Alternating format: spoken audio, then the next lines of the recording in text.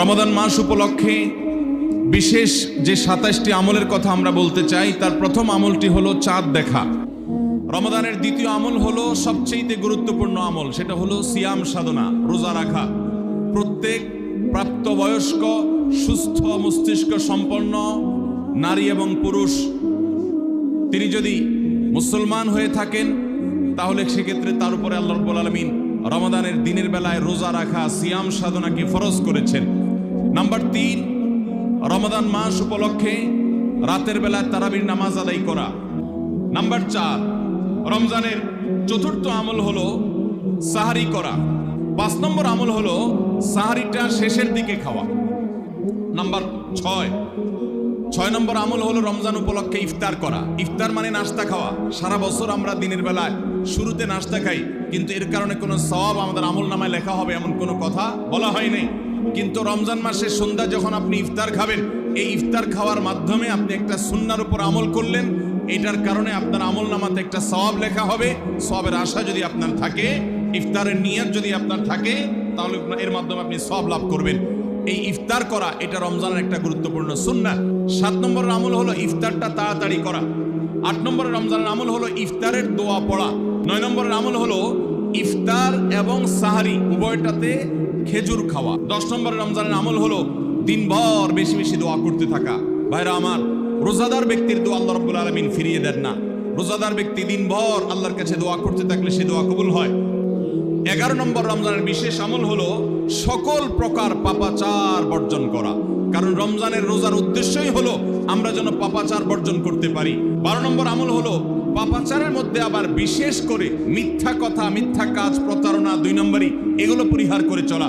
এগুলো অন্য সময় তো পরিহার করতেই হবে, রমজানে আরো বিশেষ গুরুত্বের সাথে পরিহার করতে হবে। ১৩ নম্বর আমল হলো স্পেশালি ঝগড়াঝাটি থেকে বিরত থাকা।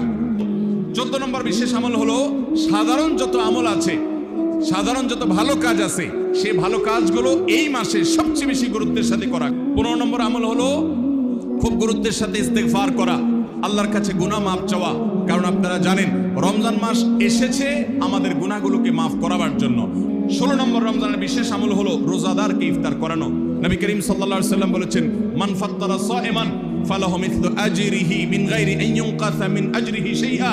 যদি কেউ কোনো রোজাদারকে ইফতার করায়, আল্লাহ রাব্বুল আলামিন ওই রোজাদারের রোজার কারণে তিনি যে সওয়াব পেয়েছেন তারটা তিনি পাবেন।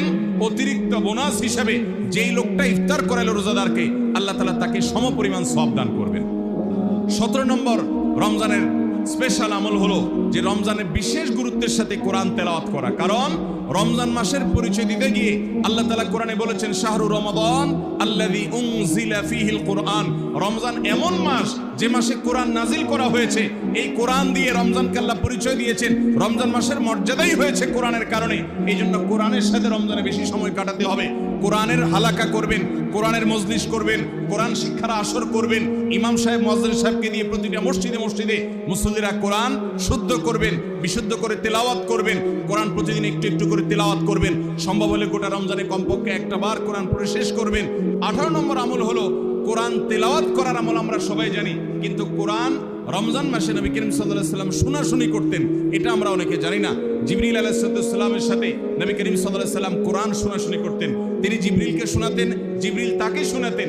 এই জন্য রমজান মাসে আপনি কোরআন তেলাওয়াত করে আপনার স্ত্রীকে শোনান, স্ত্রী তেলাওয়াত করবে, আপনি শুনেন, আপনি অন্য কারোর সাথে এভাবে শোনাশুনি করেন। এইটাও রমজান মাসের বিশেষ গুরুত্বপূর্ণ। ১৯ নম্বর আমল হলো সাদাকা করা, দান করা। ২০ নম্বর আমল হলো সাহরি খেতে আমরা যখন উঠি তখন একটু তাহাজ্জুদের নামাজ পড়া। ২১ নম্বর আমল হলো আল্লাহ যাদেরকে সামর্থ্য দিয়েছেন তারা উমরা করবেন। ২২ নম্বর আমল হলো রমজানে দিনের বেলা রোজা রেখে বেশি বেশি মিসওয়াক করবেন। ২৩ নম্বর আমল হলো রমজানের শেষ 10টা দিন ইতিকাফে বসে যাওয়া। যাদের তৌফিক আছে মসজিদে ইতিকাফে বসে যাবেন। ২৪ নম্বর আমল হলো রমজানের শেষ দশকে বেশি বেশি ইবাদত করার চেষ্টা করা। ২৫ নম্বর আমল হলো লাইলাতুল কদর তালাশ করা।